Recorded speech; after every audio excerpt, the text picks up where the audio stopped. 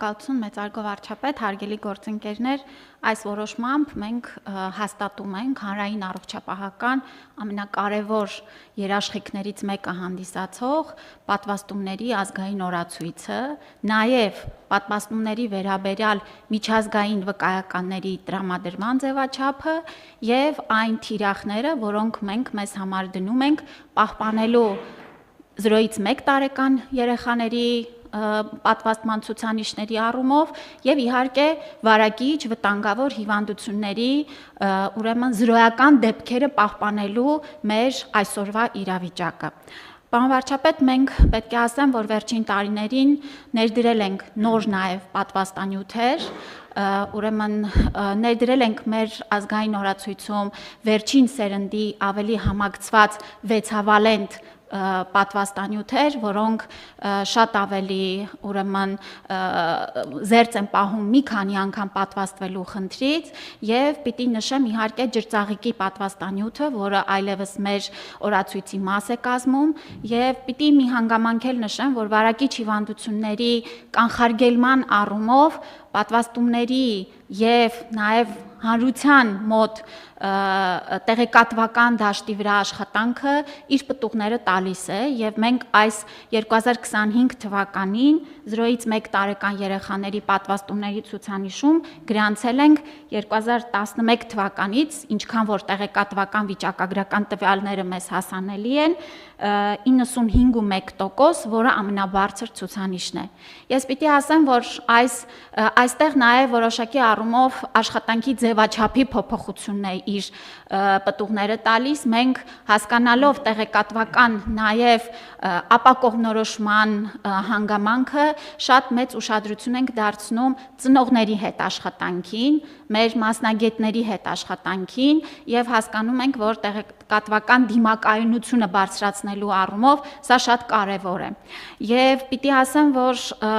ջրծաղիկի պատվաստումների առումով մեր նպատակն է, որ մեր երեխաները արդեն կայուն իմունիտետով նաև զորակոչվելուց այս հիվանդացություն առաջացնող եւ աշխատանքներին շատ մեծ խոչընդոտ հանդիսացող ջրծաղիկի ուրեմն հիվանդությունը մենք այլևս Հայաստանում չունենանք ոչ բռնկումներ եւ ոչ էլ դեպքեր։ Ըստ էության, պարոն վարչապետ, մենք նաև Հայաստանում ուրեմն արկայություն ենք ապահովում այլ երկրներ մեր քաղաքացիների ճամփորդության համար անհրաժեշտ պատվաստանյութերի պաշարները եւ դրանք հասանելի են եւ տրամադրում ենք նաեւ միջազգային ձևաչափի սերտիֆիկատներ եւ նշեմ, որ մեր իմունականխարգելման գործընթացները նաեւ թվայնացման մեր առաջին թիրախն էին եւ այս առումով ըստ էության մենք սկսած պլանավորումից, պահեստավորումից եւ արդեն պատվաստումների իրականացման գործընթացից անցել ենք ամբողջական թվայնացման այս շրջափուլը ավարտել ենք, շնորհակալություն, խնդրում եմ հաստատել։ Շնորհակալ եմ Տիկին Ավանեսյան, իսկ մենք դուք ասացիք, որ մինչև 1 տարեկան երեխաների դեպքում պատվաստման թվերը մեզ հաջողվում է բարձրացնել, իսկ ընդհանուր առմամբ բնակչության շրջանում պատվաստվածների տեսակարար կշռի առումով համաձայն հաստատված ծրագրերի եւ նախագծերի մեզ հաջողվում է առաջընթաց ապահովել, որովհետեւ այո, դա տարօրինակ է եւ հետաքրքիր, բայց այդ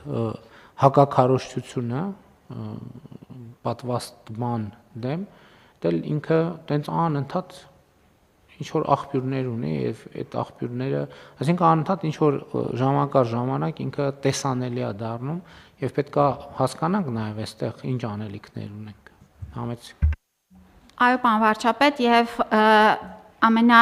թիրախային 3 պատվաստումներ ունենք, որոնք 0-ից 1 տարեկան երեխաների համար չեն, դա MPP պատվաստանյութն է, որը մենք իրականացնում ենք 13-ից 16 տարեկան դեռահասներին եւ աղջիկներին եւ տղաներին, որը կանխարգելում է քաղցկեղը եւ պիտի ասեմ, որ սրա մասով էլ 2025 թվականին գրանցել ենք 48% ընդգրկվածություն, համեմատականը 2021 թվականին 10 78%-ի, այսինքն այստեղ էլ բավական առաջընթաց ունենք եւ այստեղ էլ այդ տեղեկատվական անընդհատ խոսելու, աշխատելու, մասնագիտական առումով ներկայացնելու մեր քաղաքացիներին փաստահեն տեղեկատվություն տալիս է իր արդյունքները եւ ես նաեւ ուզում եմ շնորհակալություն հայտնեմ մեր ընտանեկան բժիշկներին, մանկաբույժներին, որովհետեւ սա նրանց նաեւ աշխատանքի արդյունքն է։ Հաջորդը գրիպի դեմ պատվաստանյութերի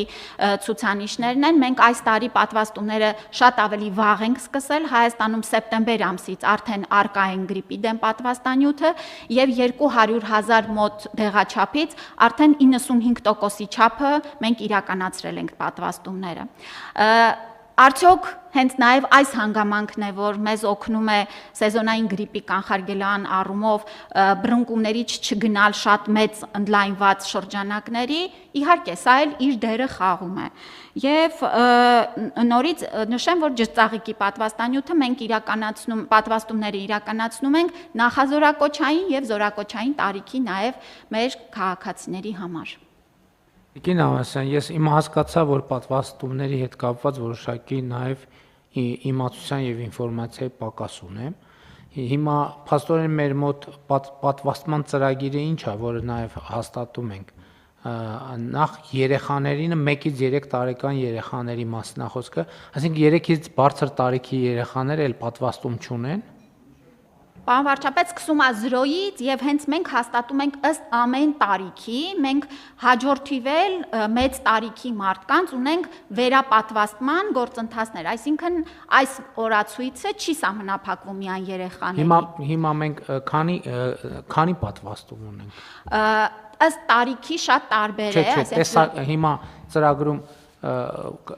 ինչքան են պատվաստումները։ 10-ից ավել ձևեր կան։ Երեխայի օրինակով մի հատ փորձենք հասկանալ։ Երեխան ծնվեց, մինչև 3 տարեկան ունի որոշակի պատվաստումներ։ Այո։ Ուրեմն ըստ պատվաստման ժամկետից, ուրեմն մինչև 1 տարեկան նրան իրականացնում են BCG-ի, AKDF, ROTA, պնևմո, ուրեմն VHB այսպես հեպատիտ B-ի պատվաստումները։ Հաջորդիվ արդեն ըստ դեղաչափերի, ըստ տարիքի 1-ից 3, 3-ից 6 տարեկան։ Այդ նույնն են կրկնում, հա, անընդհատ։ Կան, որ նույնը կրկնում ենք երկրորդ դեղաչափի, կան նաև տարիքի այլ պատվաստանյութեր են մտնում ըստ իր տարիքային խմբի կարիքի մեջ։ Իսկ ասենք չափահասների շրջանում սեզոնային գրիպ, սեզոնային գրիպ ըստ ցանկության, որովհետև սկզբունքորեն երեխաներին մենք համարում ենք պարտադիր պատվաստում, չէ՞, բայց մեծահասակներին էլ պարտադիր չունենք մեծահասակների շրջանում պարտադիր պատվաստում։ Չունենք, սեզոնային գրիպն է, լինում է կարմրուկի դեմ 10 տարին մեկ անգամ պատվաստման ունենք այստեղ սահմանված պահանջ եւ կովիդն էլ պարտադիր չի, բայց մենք ապահովում ենք պատվաստանյութ, չէ, այսինքն հիմա օրինակ կովիդ, կարմրուկ, ջրծաղիկ, գրիպ սեզոնային, չափահաս քաղաքացին ինքը կարող է ուղղակի որոշել, որ ես ուզում եմ պատվաստվեի, դիմի իր պոլիկլինիկա, հա, եւ այդ պատվաստումը մենք անվճար ապահովում ենք։ Երեխաներինն էլ անհատական ծրագիր կա եւ միշտ տեղյակ են պահվում ծնողները, որ պատվաստման ժամանակ նա երեխային բերեք կամ ինչ որ ձևով այդ պատվաստումը, այսինքն ըստ էության ստացվում է, որ յուրաքանչյուր երեխա իր անհատական պլանն ունի եւ իր կյանքի ընթացքում այդ անհատական պլանը իրագործվում է եւ առողջապահական համակարգն էլ իրազեկում է ծնողներին։ Այո, եւ այդ օրացույցն էլ կազմվում է թվային, այսինքն երեխայի առաջի օրվանից կազմվում է իր հաջորդական ըստ տարիքի օրացույցով ինչ պատվաստումներ պիտի ստանա, Ներողություն, սա նշանակում է, որ մենք անուն ազգանունով հասցեով գիտենք այն ծնողներին, ովքեր հրաժարվում են իրենց երեխաներին պատվաստել։ Եվ մենք նաեւ իրենց հետ հատուկ աշխատանք ենք տանում, իրականացնում ենք նաեւ ընդհանուր հանդիպման ժամեր ծնողների հետ, աշխատում ենք ուսուցիչների հետ,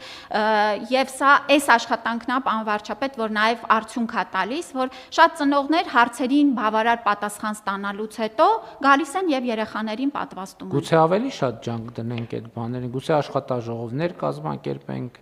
այդ թեմայով հրավիրենք մարզերում ծնողներին, բացատրենք, իրանց հարցերին պատասխանենք, մտավախությունները մտավախություններին պատասխանենք, որպեսզի այդ խնդիրը լուծվի։ Եվ զորակոչի ընթացքում փաստորեն ջրծաղիկ կամ որոշվում է թե ենթադրենք այդ շրջանում ինչն է ռիսկային կամ ընդհանրապես եւ զորակոչիկների շրջանում նույնպես մենք պատվաստումներ իրականացնում։ Այո, իրենք նախազորակոչային եւ զորակոչիկների համար ունենք հստակ շրջանակ պատվաստումների, որոնք ըստ այդ կարիքի նրանց տրամադրվում են։ Եվ պատվաստանյութերի քանակ եւ որակ Պարոն վարչապետ, ասեմ, որ մենք Հայաստանում կիրառում ենք միայն ԱՀԿ նախավորակավորում ստացած լավագույն պատվաստանյութերը եւ ուզում եմ նշել, որ այս թվային ամբողջական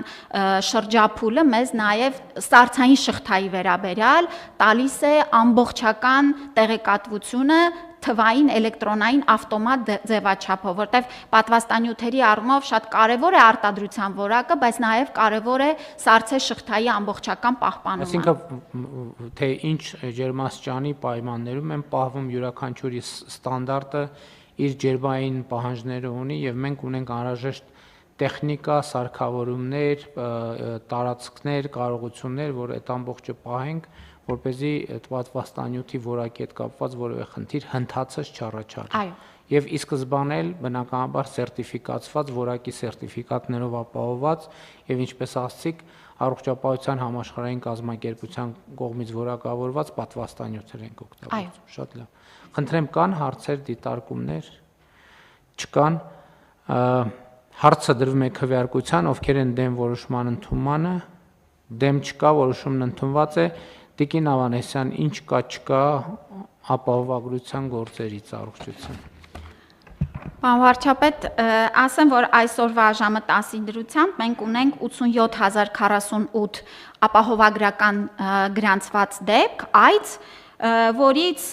ուրեմն 7739 ամբուլատոր այցեր են եւ 8612-ը հիվանդանոցային դեպքեր են։ Պետք է նշեմ, պարոն վարչապետ, որ մենք այս աճի տեմպը ըստ էության մեր ակնկալածի շրջանակներում է, մենք ուրեմն հետևում ենք ամենօրյա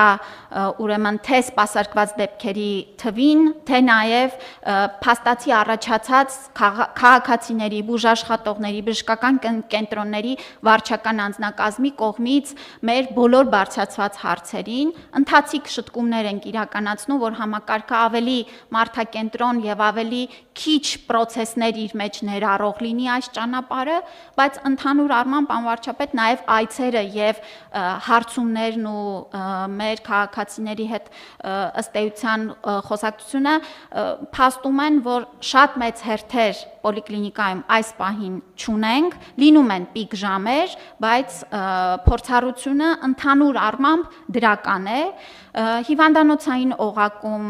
առավել եւս մեր քաղաքացիները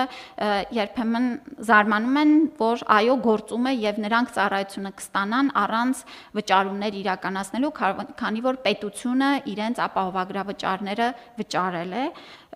բայց մենք աշխատանքները որոշ ծառայություններ, որոնք այն որ ստացել են եւ մտել է ապահովագրական փաթեթի մեջ։ Որովհետեւ էլի մենք պետք է անդադ ասենք, որ ընդհանուր առմամբ երկրում բժշկական ծառայությունների մոտ 30%-ն է, որ ծածկվում է առողջության ապահովագրության համակարգի կողմից, բայց ամենաշատ պահանջարկ ունեցող 30%-ը։ Իսկ մենք այս ընթացքում նաև ինչպես պայմանավորվել ենք լրատվամիջոցները, սոցիալական ցանցերը մոնիտորինգի ենթարկում ենք եւ այնտեղ որտեղ կա ռացիոնալ եւ հիմնավորված քննադատություն, որպեսզի հատ դուրս բերենք եւ ամեն ինչի հետևից գնանք, որովհետեւ ինձ նախորդ օրն օրինակ լարեց ինչը, որ ես փոխվարչապետի նամակը տեսա կապված իր անձամբ իր տեսած դեղատանը իրավիճակի հետ, այդտեղ բայց ինչն է ինձ անդադ լարում, որ տեսեք փոխվարչապետը, նախարարը, վարչապետը պետք է անձամբ տեսնեն եւ ինձ ամենաշատը լարում այն, որ միջև անձամբ մեզնից որևէ մեկը չի առնչվում, այդ ինֆորմացիան ինստիտուցիոնալ չի գալիս մեզ հասնում։ Այսինքն ես երեք նույնիսկ այդ նամակը կարդալուց հետո մտածեցի, որ մենք գուցե մենք կամավորության մասին օրենք ենք չընդունել եւ գործում այդ օրենքը, գուցե կամավորների խմբեր ձևավորենք, ովքեր մեր հանձնարարությամբ տարբեր ուղղություններով գնան ուղղակի եւ մեզ համար ինֆորմացիա հավաքեն բերեն, որովհետեւ կամավորի ինստիտուտը ուրիշ է։ Հիմա տեսեք, կա ես այն օրը էլի ասացի, որ ես լուրերով հետևում եմ, բայց այդ բանի տոնայնությունը սենց բան է անում, էլի, այդ ասացի քաղաքական ենթատեքստը, որ այդ ռեպորտաժի միակ նպատակն է նա ցույց տալ, թե ինչպես է երկիրը կործանվում աչքի առաջ եւ ոչ մեկ բան չի եւ մարդիկ ռեակցիա չեն տալիս։ Այսինքն դա քաղաքականացված տեղեկատվություն է, որը տոնայնությունից սկսած ինքը արդեն շատ հարց է, բայց գուցե մենք մեր ինստիտուցիոնալ համակարգը պետք է զարգացնենք։ Այո, մեր ինչ կլինի, մի քանի կամավորների խմբեր ձևավորենք, հենց կամավորության մասին օրենք կա։ Եթե չեմ սխալվում, աշխատանքի եւ սոցիալական հարցերի նախարարությունն է համակարգում, այնտեղ կամավորներ համակարգենք, մի խմբին ուղղորդենք, թող գնան դեղատներում մոնիտորինգ անեն, մյուս խմբին առողջապահական առաջնային օղակում մոնիտորինգ անեն, պատահականության սկզբունքով, մյուսին բժշկական կենտրոններում մոնիտոր, մի հատ է կողքից հայացք, որպեսզի մենք անդադ օրինակ իմ մտքով էլ այլի անցնում, ասում եմ մի օր մտնեմ եւ այլն, բայց նկատի ունեմ պետք է ինստիտուցիոնալ դարձնել այդ։ Եվ հիմա եկեք կամավորների խմբեր, փոքր ես չեմ ասում, որ շատ մեկ էլ ամբողջ հանրապետությունը կամավորագրվի բան դեղատուն եւ պոլիկլինիկա մտնելու, որպես մենք ինֆորմացիա ունենանք մարզերում եւ Երևանում, այդ լրացուցիչ, այդ օղակն ունենանք, համել մարդիկ ներգրավեն եւ գուցե ուրիշ հայացքով այդ ամեն ինչի մասին մեզ պատմեն։ Կան այլ դիտարկումներ, հարգելի գործընկերներ, համեցեք։ Ես մի գործիքի մասն եմ ուզում ասել, որ նախարարությունը արդեն ունի Telegram-յան խումբ ունեն, մի 1000-ից ավել մարդ կա, բոլորը գրում են մոտավորապես կարծիքները իրենց, կարելի է։ Բայց իրանք բժիշկներն են։ Եվ բժիշկներ եւ քաղաքացիներ։ Ով ուզի ցանկացած մարդ կարող է միանալ։ Սկզբունքով են կընտրել։ Չէ, ով ուզի կարող է միանալ եւ իրենց կարծիքը գրում է, այսինքն նաեւ օգտագործենք այդ թվային տեխնոլոգիաները։ Բնա որի մասին ասում եք, Տիկին Նավարես։ Հա, բայց ենթադրենք ոչ մեկ չէր ասել այն խնդրի մասին, ինչ փոխվարչապետը սեփական աչքով տեսել էր։ Հա, բայց մենք կամավորության մասին օրենքը ընդունել ենք, չէ՞։ Ասենք այդ օրենքը ընդունել ենք ինչի համար, որ օգտագործենք։ Հիմա կամավորների խմբեր թող գնան, թող մարդկանց հարցնեն ուղակի։ Նախ իրանց այդ հաղորդակցությունը բոլորի համար ավելի հեշտ է, որովհետև պաշտոնյայի հետ հաղորդակցվելիս լարվում են, լրատվամիջոցի հետ հաղորդակցվելիս լարվում են, բժշկի հետ հաղորդակցել, թող մարդիկ գնան ինֆորմացիա բերեն, երիտասարդները ինչ վատ կլինի։ Ես կողմ եմ, ես ուզում եմ ասել, որ նաև նման հարթակներ էլ կան ու իրականում կարելի է պարզապես ագրեգացված դուրս բերել այդ բաները եւ ես չեմ կարծում, որ մենք խնդիր ունենք իրականում ստանալու այդ ամեն ինչը, իհարկե ձեր ասածը ճիշտ է, անձնական փորձով եւ այլն։ Ես ասում եմ, լավ փոխվարչապետը գնաց դեպքը չեմ կարող ասել, բայց կարող է ես էլ օրինակ այս արեց, այն արեց եւ այլն, եկավ նամակ գրեց, հա, որը իմ հարց ուրիշ բան է։ Okay։ Ուրիշ ոչ մի ալիք չկար, լավ փոխվարչապետներ չէ, ու դա ինչ որ նկարագրվել է, լուրջ պրոբլեմա նկարագրվել, որովհետև ընդհանուր մարդու բան է անում, այսինքն առաջինը հենց օգտվողին ինքը նեգատիվ է տրամադրվում այս տեղի ունեցողի, փոխվարչապետը նկարագրել էր, թե ապահովագրության խողովակող դեղ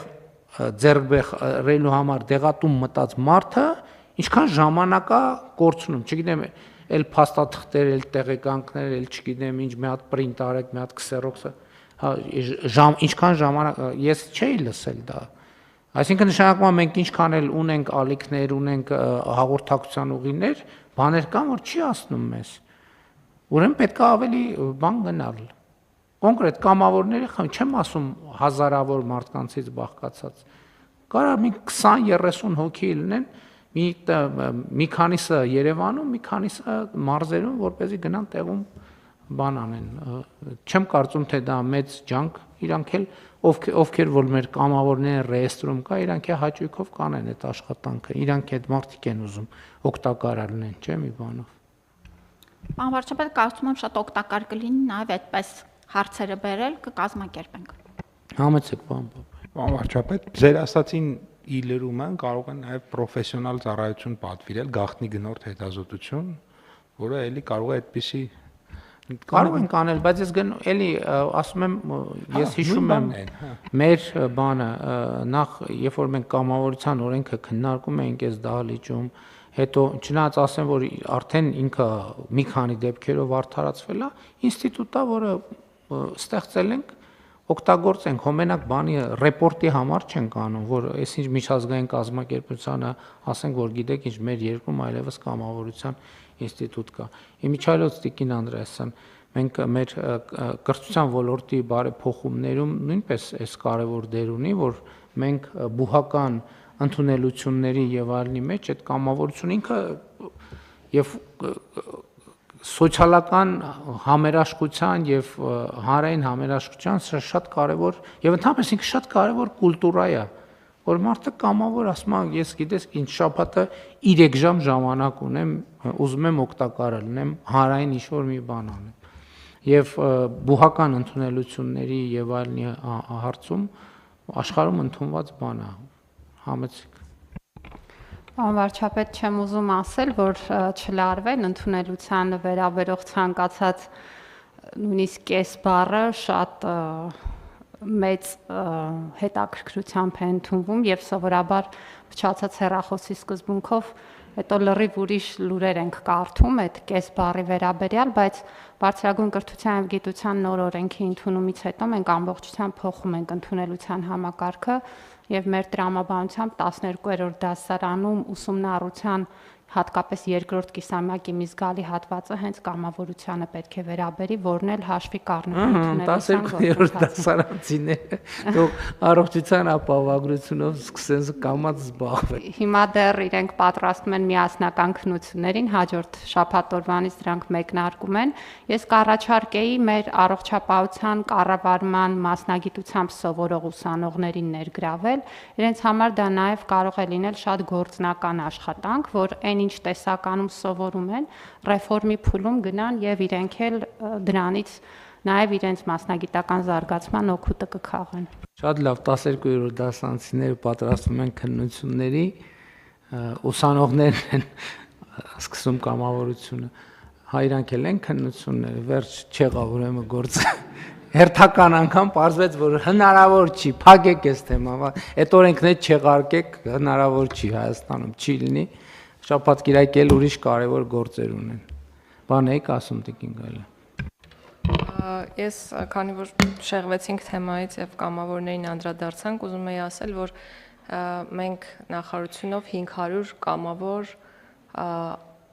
ինչպես ասեմ, անդամագրել ենք կամ կարող եմ ձևակերպել այսպես, որ ունենք 500 հոգանոց կամավորների բանակ, որոնց օգնությամբ թվայնացրել ենք մահվան վկայականները մեր քաղաքացիների, այո, 50,000 եւ ավել, չէ, ես ընդհանրապես ուզում եմ որպես առաջարկ սա ներկայացնել, գործընկերներին ուղարկել եմ նաեւ համապատասխան առաջարկը, այնպես որ պարոն վարչապետ, կամավորները կան։ Մի քիչ ոլորտները խառնեցինք իրար, բայց ոչինչ։ Շատ լավ։ Շատ լավ, շատ լավ։ Քննարկում ենք հարց համար 29-ը սպառողների իրավունքների պաշտպանության եւ գովազդի մասին օրենքներում փոփոխություններ կատարելու մասին հարցը։ Զեկուցող էկոնոմիկայի նախարար Գևորգ Պապոյան, այո, քվեարկել ենք հարցն։ Շնորհակալություն, մեծարգո վարչապետ, հարգելի գործընկերներ, շարունակում ենք մեր օրենսդրության մոտարկումը, Եվրոպական միության օրենսդրությանը եւ ներկայացվող փաթեթով մոտարկում ենք ՍԵՊԱ-ի եւս 4 հրահանգ, մասնավորապես սպառողների հետ կնքվող պայմանագրերում անարդար պայմանների վերաբերյալ, հեռակա եւ ձեռնարկության շենքից դուրս կնքվող պայմանագրերի մասով սպառողների իրավունքների պաշտպանության մասին, մոլորության մեջ գցող եւ համեմատություններ պարունակող գովազդի